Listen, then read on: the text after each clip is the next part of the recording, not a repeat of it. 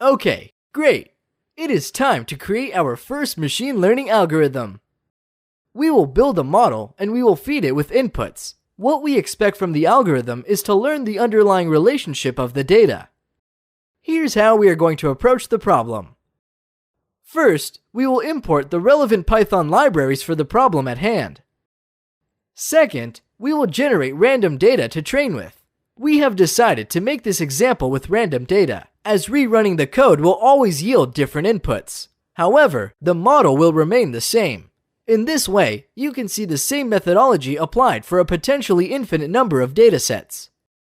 As this simple example is the basis for more sophisticated machine learning algorithms, it is more important to see how it works and prove that it works than acquire deep insights.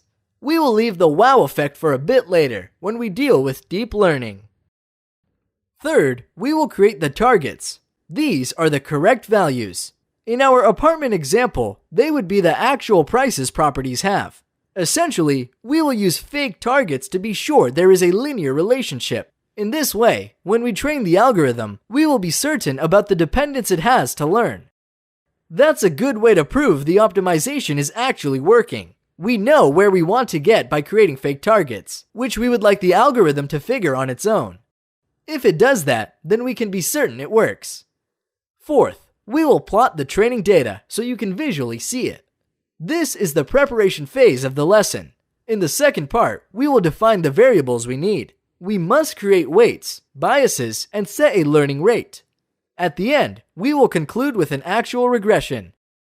Along the way, each line of code will be explained to make sure everything is understood. Let's begin. The relevant Python libraries are NumPy and matplotlib.pyplot. Generally, NumPy contains all the mathematical operations you will need. Moreover, it is extremely fast. For these two reasons, it is heavily used in data science. Let's import NumPy as NP, which is the conventional approach. Matplotlib is a library used for plotting data. Its module, pyplot, provides a nice interface and requires very few arguments. It is helpful when plotting data. Let's import matplotlib.pyplot as PLT. Again, that's the convention.